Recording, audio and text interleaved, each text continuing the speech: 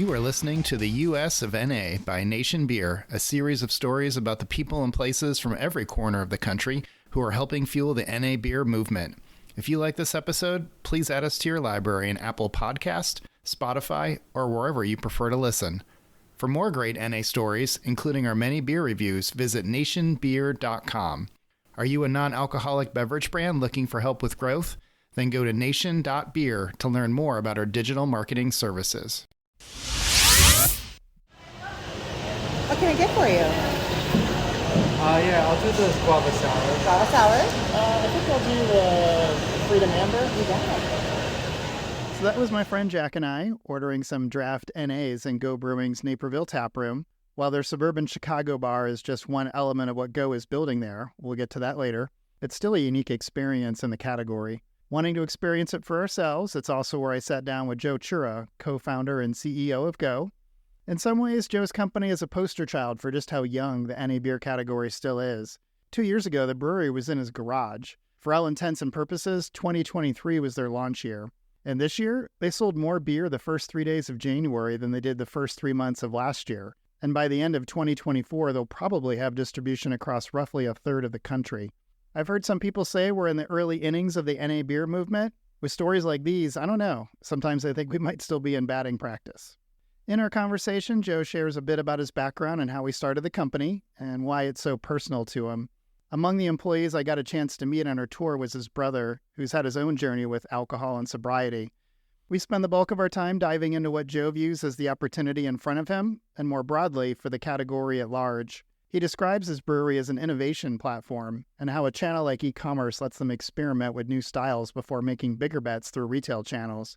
He also shares his thoughts on draft NA beer and what it may take for that to become mainstream. Lastly, he talks about their own goal reset, describing Go Brewing's aspirations to become a global brand, yet one that remains centered around their community who rely on them. Hope you enjoy the episode. All right, so Joe Chura is the co-founder and president of Go Brewing here in Naperville, Illinois, which started in his garage in 2022. We'll get to that in a little bit. It's been recognized as one of the fastest growing NA breweries in the country, and the tap room we're sitting in is in itself a very unique experience in the NA community. Joe has a long history in business, having successfully grown and sold other companies. We'll also touch on that a bit later. But first, Joe, welcome to the U.S. of NA. Thank you for having me, and thanks for being here. Awesome. No, we've been excited about this one. I feel like we saw Rob down with Generation NA. I should mention, by the way, we are live in the tap room. So if you hear a little bit of music, it's all... That is pretty loud. That is pretty loud. But that's the fun part of having a podcast in a working brewery. That's right. We wanted the authentic experience. But no, I was going to say I saw a mutual friend of ours, Rob, down at Generation NA. And I feel like this little corridor, maybe starting in Lafayette up to Chicago and then continuing into Wisconsin and Minnesota is where it's at. I mean, who knew? Who knew, right? Like if you told me 10 years ago I'd be doing this, I think you were crazy. Sometimes things happen and I'm like, seems like a weird dream like a while ago. There's so many crazy things that have happened over the course of this last year even that I'm like, wow, this is a bit odd. I wouldn't have believed myself many years ago. For sure. So, well, as a native Midwesterner, I'm from Cleveland originally. It makes me proud to see the upper Midwest really represent here in the NA category as it takes off. So kudos to you guys. So to get started, I noticed your mantra on LinkedIn was the Latin phrase for fortune favors the bold. Mm-hmm. And wanted to know, what does that phrase mean to you? And maybe how did that apply to deciding to start an NA brewery? What a great question. In fact, our stage skirt over there, I don't know if you see it, it says the same exact thing. Fortune favors the bold. So I saw that at Facebook, actually, in Detroit, Michigan, probably a decade ago. I came from a digital marketing background, and that was one of the slides that Mark Zuckerberg had up, and it always stuck with me. I just thought it was a cool way to think about taking chances, and nothing happens unless you take that first step and you take that risk. And that's where fortune comes from. And fortune isn't in terms of like monetary fortune. It's self-worth, it's pride. It is the feeling of your why, like fulfilling your purpose. Like all of that stuff is really deep and meaningful to me, and it only occurs by taking risk. So fortune favors the bold. You're going to get what you want if you start taking action. And that's really where the name Go came from, versus like you're not going to create your own luck by sitting on your couch watching sports all day on Sunday. Not that there's anything wrong with that. There's a time and place for it, but it depends what you want in life. And to me, it's making those bold moves that make the biggest difference. Well said. I think some of our listeners may know your backstory a little bit. As I mentioned, you've worked in the business world prior to Go. I know you had a personal connection like so many of us do, and in this industry or just, with the category itself. Can you talk a little bit about how that was important to getting you started or having you get the business off the ground? Yeah, it was really everything. I was very fortunate to come from very humble beginnings where in my early 20s, I couldn't even afford to pay a water bill and had the water shut off in my house, to being a very young father at 20 years old and kind of coming out of a reckless adolescence and teenage years where I had my own apartment, and I just tons of trials and tribulations where I found myself working at the Ford Chicago assembly plant.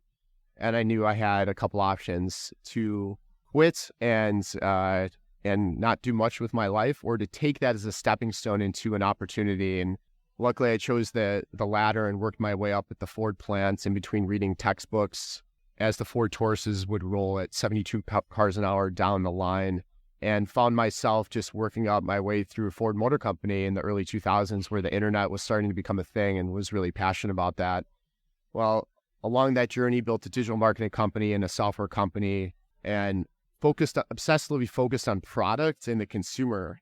So there's so many parallels into creating a consumer packaged goods product and a beer that have really kind of resonated with me always, to want to create something that expands beyond business to business, which is what my last venture was basically selling software and marketing services to car dealers. Right. So, but along the way, as I was achieving success, and I even hate that word because success seems like this finite thing, either you have it or you don't. And the reality is, as an entrepreneur, every day you wake up, in fact, within a moment of 5 minutes, you can feel like you're successful and you're a failure.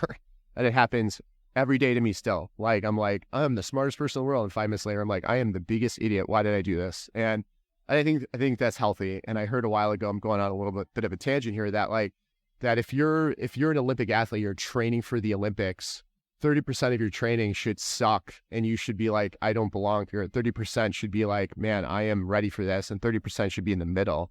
And if it's over indexed in any of those categories, that means something's off. And that's how I feel being an entrepreneur, is like we're constantly having these emotional highs and lows. And anyone that's built a business knows that, from cash flow to employees to production to planning. Like, there's just so many things going against you: government, taxes, distribution, trying to get beer in stadiums, and you're competing with huge companies. There's just all these things. But along the way, I started to lose my focus on health. I was so obsessed with building a business that health was really a backseat to me. And unfortunately, in 2006, my father succumbed from alcoholism, passed away. My brother, who you met a few minutes ago, he was in the hospital every week. That kid you met, now he's 200 pounds, he was 300 pounds, type 2 diabetes, like literally about to die. And I helped him get sober. He did it all himself, but I helped create an environment for him to give him some hope. And I'm so proud of him. He's over 1,000 days sober. So all these things kept coming up in my life, leading me to kind of this big purpose, and really it culminated in 2020 when my wife and I looked at each other. We were overweight, out of shape, found myself drinking places I shouldn't be drinking at, like arriving home from the airport, stopping at the bar on my way out to get in my car, like dumb, like just stupid things that I was like, man, I'm habitually growing addicted to alcohol, and something had to change. And we did this challenge, my wife and I, and abstained from alcohol for 75 days. And I felt like I had superpowers. I felt incredible. I was just like, this is amazing. Like, you could always feel like this. And I'm like, how did I never feel like this before? And I hadn't abstained from alcoholism or from drinking alcohol for more than a few days, like since I was 15, like, to be honest with you. So I thought I had perpetual bags under my eyes. I thought I had brain fog always, and all that kind of lifted after like 3 or 4 weeks. But I had these massive cravings for beer, and I would run past like a tavern and a bar, and I was so just that feeling, that smell would like draw me back into it. And I went home one day and I had a non-alcoholic beer and I was like, oh my God, my craving is curbed. And then the next day, the same thing happened. Or the next day after that, and I was like, there is something here. But this is truly creating this placebo effect, but not giving me the negative impacts of drinking alcohol. And that was kind of the start of the idea. And luckily at the time, I saw a couple NA breweries give Athletic a ton of credit for helping pave the way, but they were small at that point-ish. I mean, they were growing, but it was still like relatively small. And I was just like, man, I know that if I put forth the effort, I could make a product, a ton of variety, have it help people like myself. And I knew that just natural consumption wants variety regardless. We're variety by style, variety by brand. This isn't a zero-sum game. Like, there's no brand, I don't care who you are, that's just going to get all the market share, because we all want to try different things, you know? So I saw that, and then just having my background in digital marketing and software and knowing that I could sell online, I just saw this huge opportunity where beer had never gone before in terms of the ability to market it, the ability to sell it, to create a subscription model, the ability to do these things that Heineken, Bud, like any of these big companies never thought of and never need to, quite frankly. But man, in today's day and age, if you know that and you could build a brand and you have a great product, that's more important than anything. I truly believe that you have an advantage because, and we can talk about this, like the ability to sell online is such a privilege to me because we're creating liquid billboards in people's fridges across the country before we have distribution in those markets.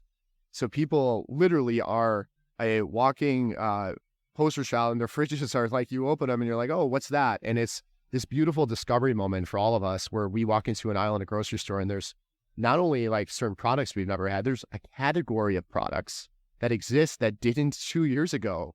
And how fun is that for like dry January? And how fun is that for sober October for people that still drink often, you know?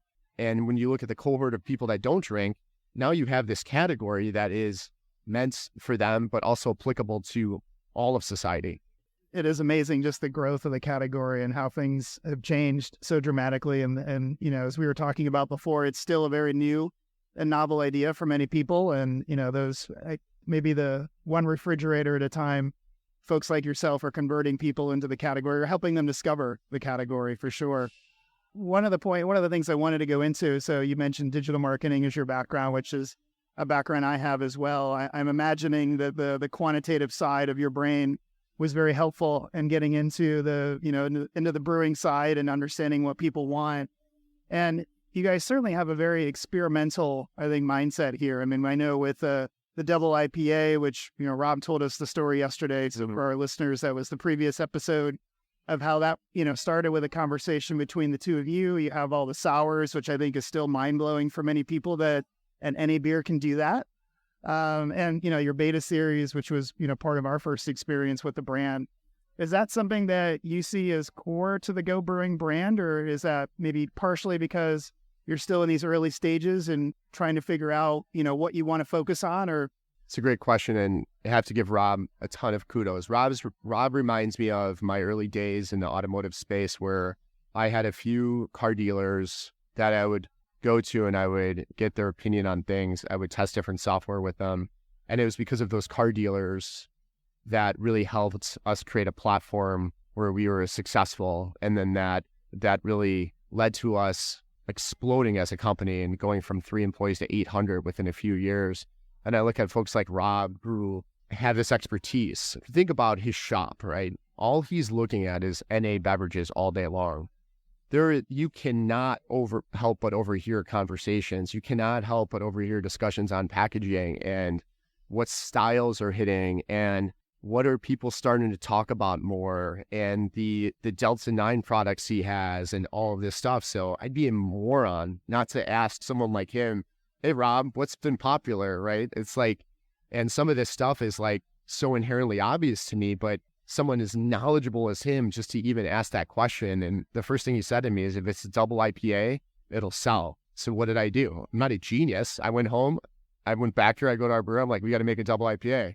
And he's like, okay. And then we started to experiment, and then we wanted to make a special IPA based on this event we were doing to help the underserved neighborhoods in Chicago. It was meant as like this seasonal beer. And then all of a sudden it flew off the shelves. And now I'm like, okay, now I have to shift the meaning a little bit of the beer because it is everywhere across the United States. It doesn't necessarily make a ton of sense if you're in Ohio drinking it and it's talking about a neighborhood in Chicago. So we'll probably have a secondary beer to have that same spirit. But that's just an example of like a great way to test the market. And going back to this fact that we sell online, I look at it as like we have an innovation platform. Like you and I can riff on an idea today, and the ability to print a digital can and make our own product, again, crucial in terms of our ability to scale and our ability to control our fate. We can test it online and look at it quantitatively and say, okay, where are the mouse clicks going? Are they gravitating toward that packaging? I analyze all of that. I analyze my ROAS. If I create an ad, I'll do A/B testing for anyone that doesn't know what that is. It's return on ad spend on Facebook. So we advertise a lot on Facebook. So I can look at creative and see what people are attracted to, and then look at, okay, if I'm giving Facebook $1, am I getting at least $2 back? Am I getting $3 back in revenue? And I know very clearly what styles hit and what packages resonate with a consumer. So I just iterate on those constantly. So it's allowed us to, I think, understand what the market wants without taking the risk of going to retail and hoping for a good hurdle rate. At least we know we're putting our best foot forward. Ultimately, we can't control what a consumer does in retail, but what we do know based on quantitative data is these beers are selling in the channels that we can control, which is Amazon and on our website. So that is a smaller kind of spectrum of the broader market. So at least we can go into it feeling great. Like we developed this hypothesis and we think this will do really well in said chain or said store. No, that's great. And, you know, it made me think about the fact that when you first started and you opened up this tap room here, I'm sure a lot of your feedback was local. And I've heard you guys say that you were initially surprised that you had as many people from the sober community who are coming in. And, you know, as your model has evolved and now distribution is a bigger part of what you guys are doing, you know, how has that mix changed over time? And we all know that, you know, 70, 80% of people in the NA category still drink alcohol at other times. You know, so what does that look like for you guys as the business has grown? You'll appreciate this being a digital marketing guy. And if you purchase online, you'll see a little survey pop up. And we call that in the space zero party data, meaning you're not relying on a third party or another party. Like you're controlling your own question. This is something that I'm asking. I'm curating the questions. And we ask, what kind of drinker are you? Are you sober? Are you drink in moderation? And we've had thousands of responses since we launched. And yes, day one, I was shocked to see the cohort of sober people here. Not that I didn't appreciate it or love the fact that was part of a segment of our audience that I didn't plan on. It was something where it was a personal experience of mine, seeing my brother and my father succumb to alcoholism. And I just didn't think folks that were in the sober communities would touch the edges of NA. Like, truly, I just thought maybe it was taboo, maybe it would be a triggering factor. I knew factually it wouldn't be the alcohol, but it could be the sensation. And what I realized quickly is it's a spectrum. There are people like that, and those people should not have non-alcoholic beer if it's going to trigger them. And we've had situations where we're at events and we've had sober people come up and want to experiment for the first time since their sobriety, like with our beer. And we would actually say, do not do that right now. Like you need to be very thoughtful here because it could be triggering. But what we realize is very, very personal. And there are folks that come here every single weekend and rely on us as a tool in their sobriety. And then there's other folks that just can't go near it. And we respect them all. So the percentage of people that still claim to be sober on our surveys is 78% drink in moderation, 20-ish% are sober, and sober for many reasons. Like it could be a medical issue. It could be I just gave up drinking and a variety of other reasons. Right. So shifting gears a little bit, one of the things that I think, well, myself and others in the NA space appreciate is your focus on draft NA beer. And, you know, again, not to keep mentioning Generation NA. We were there yesterday. I think they had 6 NA beers on draft. I didn't count how many you have here, but it's at least that many, maybe a few more, which is... We have over 10. Yeah, I can't think of any other places that I've been to that have that kind of draft. And you and I, when you were giving me the tour earlier, we had a conversation about safety and the tunnel pasteurization that your beer goes through to obviously ensure that the beer is safe wherever it is going or whatever happens to it once it gets to its destination. There's also been a lot of talk about NA on draft and how to do that safely as well. And it feels like there's still an education component there that still needs to be had, especially with folks who may not do it, all day long like you guys do, who aren't directly or only in the NA space, but are looking to produce NA beer in combination with fully leaded beers. What do you think has to happen, for NA draft beer to become more common? It's a good question. I think there's the supply and demand side of it. So as much as our community wants that and thinks about it, in talking with a lot of on-premise locations that might have 10 tap handles, it's a hard sell for them right now. And I think it's changing. It's changing as we speak, but it's a hard sell, or it's a risk proposition for them that some of them don't want to take. Now, if I'm them, I'm taking it all day long. I'm going to have at least one on draft. When you get into 20 tap handles, like, it's a no-brainer. Yet it's not something that has been pushed mainly because of the supply side. So I think there's more demand. There'd be more innovation on the supply. If there's more supply, could we push draft on more people? Absolutely. The issue for us is focus. Like, we only have a finite amount of time, and we are at not even 1% of our potential with packaging. So yes, can we really do a big push on draft?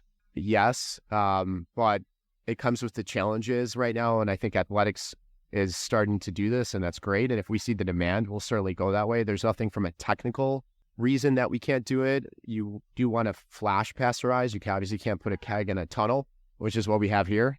Not terribly difficult. You should keep it cold the entire time. So now you're dealing with education to retailers and on-premise locations that they can't just put a keg in a closet, which happens often and perfectly fine because alcohol acts as a preservative. NA beer doesn't have that. So with all those factors, I do think we'll see over the next few years more and more NA beer on draft.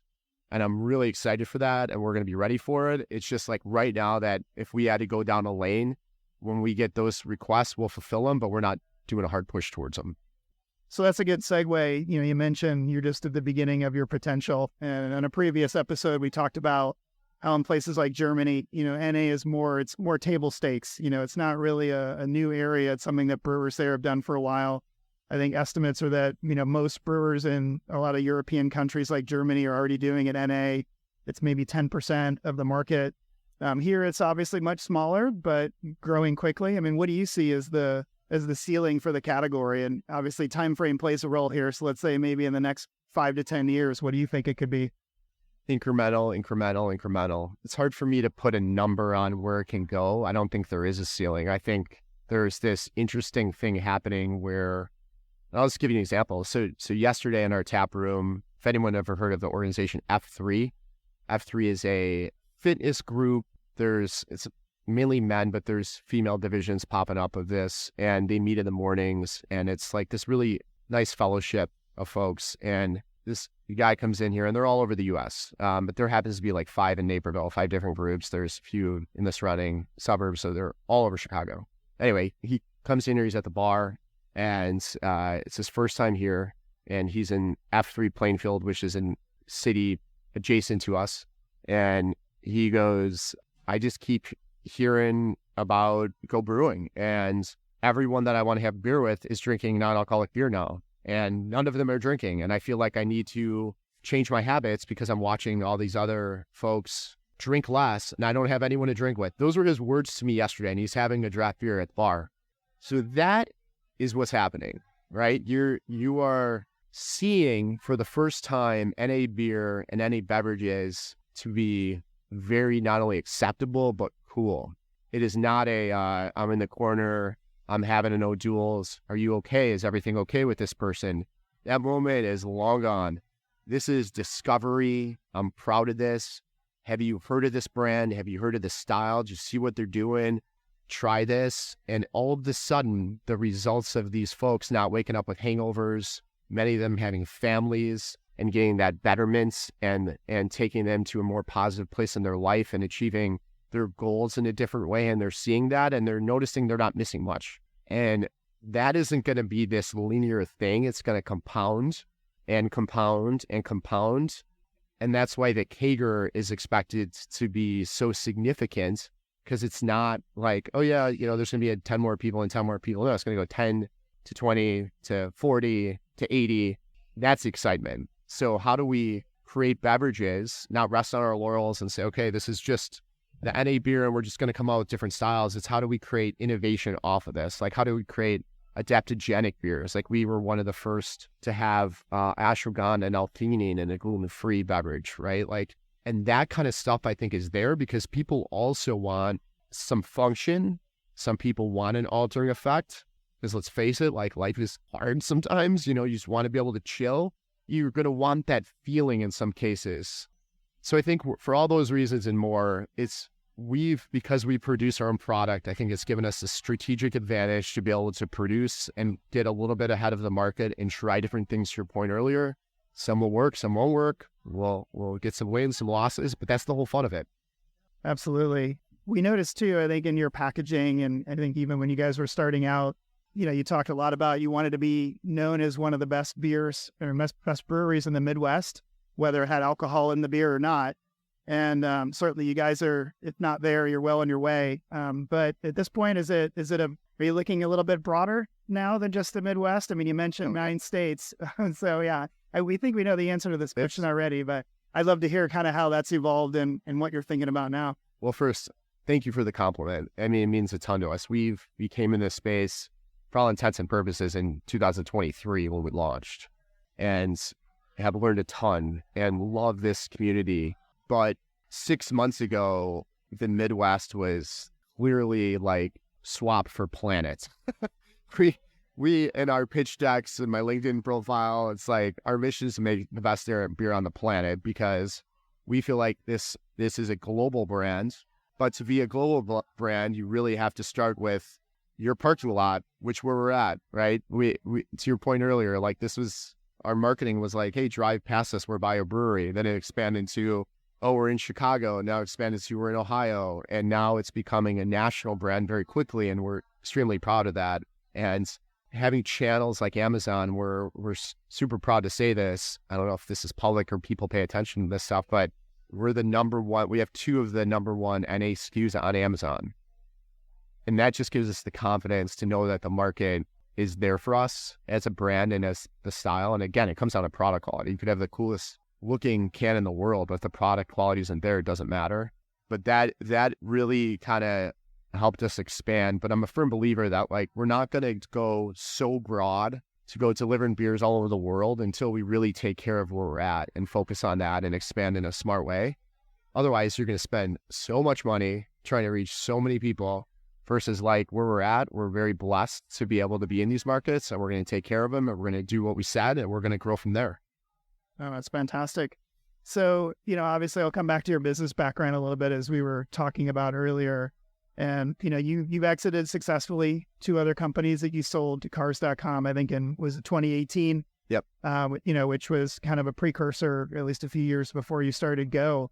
With that experience now in your back pocket, are you able to kind of think bigger this time around? I mean, best beer on the planet sounds pretty big to us. So it sounds like yes, but just sort of knowing that experience and knowing what those different options are. I mean, what does the future hold for Go? What do you think Go Brewing is going to look like, or what will the brand be doing, say, 5 years from now? Ooh, I don't think in 5-year terms, really. I think in what is in front of me, what's the race I'm in now, and how do I get through that race to get into a larger one? So thinking through that into 24 and into 25, we're expanding capacity, as I mentioned off air, 10x, where we control our capacity, and that's imminent. That is going to be announced probably by the time this podcast drops, if not very soon after. So we're talking June, July here. The experience that I had, not only building 2 companies, bootstrapping them, to being the CEO, staying on as the CEO, and then being part of a public company, to being the chief innovation officer of a public company, and being in charge of M&A of that public company, has given me a ton of experience to look at how we scale. And there is a huge difference in this space with regards to making a brewery, making NA beer, and scaling it. Like night and day. Like, it's so hard to explain because it's so nuanced in many ways. And there's everything from how we make the beer to how we're thinking about production to our distribution partners to the speed at which we're expanding and everything in between that. And what I have set us up for is the scale. And the reason why, you are sitting in a brewery that would never, ever, ever be able to make money ever. Like we would perpetually lose money in the space you're sitting in right now. And there's many reasons for that. Part of those reasons are the aspirational facts that we want to grow bigger. So we're going to have a bigger marketing spend. We're going to have a bigger spend on employees because we're not making beer just to cater to the local market. And from day one, that was the goal, is to build a national brand. But again, we had to start somewhere first. But as I look at the landscape, I feel very optimistic in how we're positioned because we have this innovation platform we've invested in. We have not taken outside capital or money to date yet. And we arguably don't have any debt. So we're not straddled with these looming external factors that otherwise would exist to prohibit our growth. Like we are doing things and we're able to go fast because of those external factors that we're certainly fortunate for having. Like there is no doubt we have an advantage when it comes to that, but that isn't from external parties. It's from history of doing this before. And the way we see it is the faster we grow, the more we can get our brands out there and the more we can help people. Like I truly believe like our product helps people and the notes that I get on a weekly basis that our style of beer helped someone's sobriety or help someone to be able to cut back and be a better father or mother fuel us, man, like to no extent. Like it is unbelievable to get those. I'll have a shitty day. Trust me, I have plenty of those. Like I was talking about these emotions and I'll get a message like that. I'm like, this is why we're doing this. It's not about me. It's not about certain individuals. It's about the community that we're building. And that fuels us, man, to no extent. And what's amazing is to see the employees here. A lot of them are former brewers. I mean, they are brewers, but they're formerly work at breweries, and most of them are sober. Most of them drink in extreme moderation. Our lab person won't even test alcohol anymore. He came from a huge brewery. He's like, I'm all NA. So it's really interesting to see that. But it doesn't have to be binary. It doesn't have to be one of these things. Like I'm one of the only founders that I know of that still drink in moderation. Like I'm not 100% sober, but I am 99% better than I used to be. That's a great place to sort of wrap the conversation and bring it back to the community and who you're doing this for. And, we could talk all day about building a business, building a brand and, those experiences. But it's certainly at the end of the day is about people and about connection and doing something that you love. So we've said it before that you guys are certainly one to watch. We look forward to seeing that growth as it takes off. Last question that I want to ask for you before I let you go is what is your favorite Go beer, either past or present? You can only pick one. I'm all about newness. Our salty AF Chelada is pretty money, the one that you're drinking, and I'm still amazed at the product quality. And sometimes we won't even have a recipe for something. And the talent of this team here is to take an idea and turn it into a reality. And after the first batch we're tasting, and we're like, holy shit, this is amazing. And it's just a testament to them and their efforts and everything that they're doing to make the products be the champion. Because in any business, I learned this from the last one, you have to have an amazing product. Otherwise, you're going to spend way too much money in marketing trying to convince someone to try your product. And our retention rate's 50% because of that. We have a beer club with 1,000 members. I'm so lucky to be able to do that. And it's truly like going back to like loving it. Like I cannot wait to wake up in the morning to go to work on this because I don't consider it work. It's so fun in many aspects of it. Meeting folks like yourself that are helping lead and champion this movement. It's such a privilege to be able to host you here. And to a facility that 5 years ago would have been a weird dream is now a reality. No, we appreciate that. That's a great answer. And I would definitely second as I'm sipping on the Chelada, which I forgot to mention, by the way. I normally, at the top of the show, introduce what I'm drinking. So I would echo those comments of Joe's. Well, Joe, listen, I really appreciate you sitting down with us and taking the time. I know you're a busy guy and you got a lot of growth plans and a lot of things in the works. So we appreciate you. Appreciate what you're doing in this category for sure. And bringing awareness and, doing things the right way. So thank you. John, thanks so much for having me. I want to again thank Joe for hosting us at the brewery and for taking the time to sit down for our interview. As we were talking, by the way, some of those noises you heard were his team loading up a truck parked just outside of where we were sitting. They were headed to the Chicago Half Marathon the next morning, where Go hosted a chill zone. For those of you who know about their cold plunge tubs, for the record, they weren't set up when I was there, which I can't say I was too disappointed about, since it wasn't quite warm enough by my Georgia standards to have gone into one of those, but maybe next time. Anyways, if you like this episode, please don't forget to give us a like on whatever platform you listen from. It helps other people find us who might also want to listen. The third road trip episode, by the way, will be coming up soon. We'll be at Two Phrase Brewery in Pittsburgh, Pennsylvania later this month, along with the Open Road Bottle Shop there. So stay tuned for that. And in the meantime, stay cool out there and cheers.